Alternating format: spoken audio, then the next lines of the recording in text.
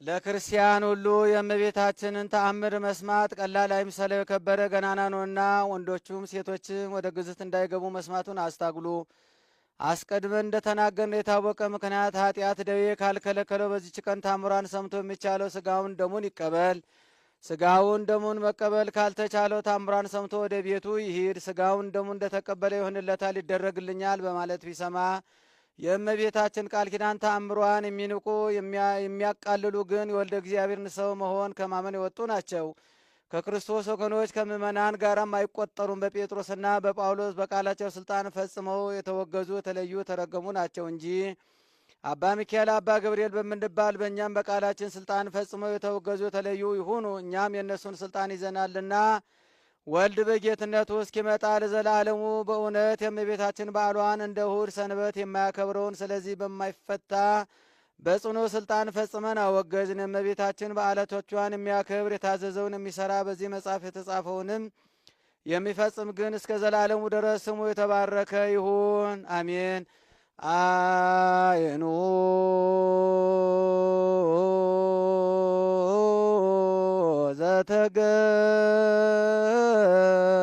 ዘተገብረ ፈውስ እምቀንበት ትወለድ ድንግል እምቤተ ክህነት ወንግስ መድኃኔዓለም ኮነ ደበዜ ክርስቶስ እሰግድ ለተአምርኪ በአብራከ ሥጋ ወነፍስ በከመ ሰገደ ለወልድኪ ወንሰገድ። ለእመቤታችን ስግደት እንዲገባ ለአንቺ እሰግድልሻለሁ እሰግድልሻለሁ እሰግድልሻለሁ። እግዚአብሔር ካንቺ ሰው ሆኖ ሙሽራ ከጫጉላ እንዲወጣ ካንቺ ወጣ። እመቤቴ ማርያም ሆይ ደስ ይበልሽ ብሎ ዮሐንስ አፈወርቅ በድርሳኑ እንዳመሰገነሽ እኔም አመሰግንሻለሁ። የጠፋ በግ አዳምን የፈለገው ባገኘውም ጊዜ የተሸከመ እውነተኛ ቸር ጠባቂያችን ክርስቶስ ካንቺ የተወለደ እመቤቴ ማርያም ሆይ ደስ ይበልሽ። እግዚአብሔር በደን የጣላት ሔዋን ጽኑ የሚጎዳ ማሰሯ ባንቺ የተቆረጠላት እመቤቴ ማርያም ሆይ ደስ ይበልሽ።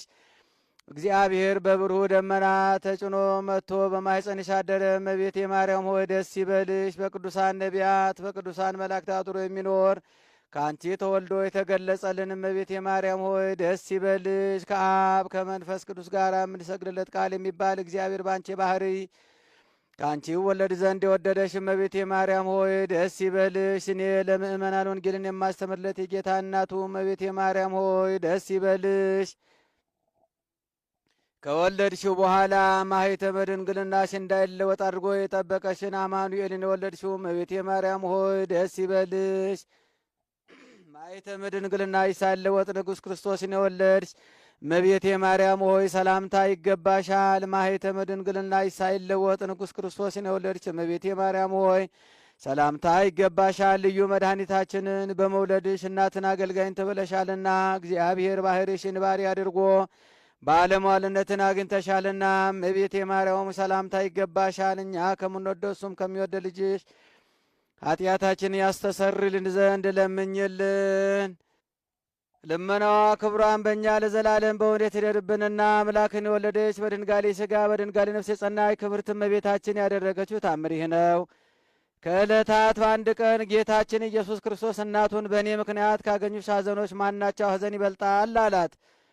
እመቤታችን ፈጣሪ ጌታዬ በእኔ ዘንድ እኒህ 5 ሐዘናት ይበልጣሉ አለችው። ከ5ቱ አንዱ አይሁድ እንዲገድሉህ በቤተ መቅደስ ስምዖን ትንቢት በተናገረ ጊዜ ነው። ሁለተኛም 3 ቀን በቤተ መቅደስ ፈልጌ ባጣሁ ጊዜ ነው። ሦስተኛውም እግርህንና እጅህን አስረው በጲላጦስ አደባባይ የገረፉህን ግርፋት ባሰብኩ ጊዜ ነው። አራተኛውም በዕለተ ዓርብ ራቁትን ቸንክረው በሁለት ወንበዴዎች መካከል እንደሰቀሉ ባሰብኩ ጊዜ ነው አለችው።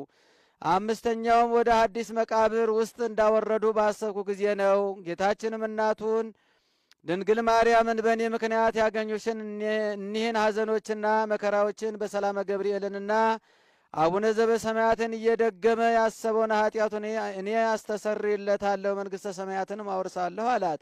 እናቴ ሆይ ከሞቱ አስቀድሞ በሦስተኛው ቀን ካንቺ ጋር መጥቼ እገለጽለታለሁ፣ ይህን ሲናገር ደቅስዮስ ሰምቶ ምእመናን ያነቧት ዘንድ በእመቤታችን ተአምር መጽሐፍ ውስጥ ጻፈው።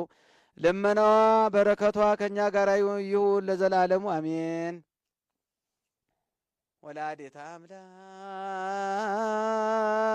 ማርያም እንበለ ሰብሳብ ወሩካቤ በይነዘ አቅረብኮ ለኪ ንስቲተ ቃለ እባቤ ፈትቴሙ በረከተ አፉኪ መዓዛ ከርቤ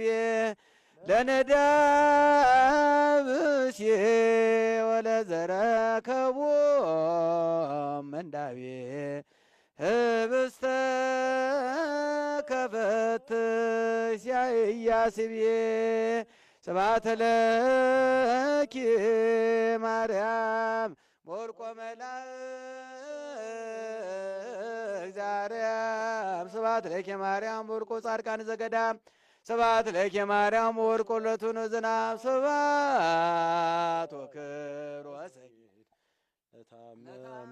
ለታምርኪ ዮም ወበታምርኪ ኩሉ ዓለም የሰማነውን በዝነ ልቦናችን ያሳድርብን። እመቤታችን ዓለሙን ሁሉ በረከት ትጠብቅልን፣ ከደዌ ሁሉ አድና። በበረከት በምሕረት ታስከ ልጇ ከመላእክት ሶስት አማልደን። አቡነ ዘበሰማያት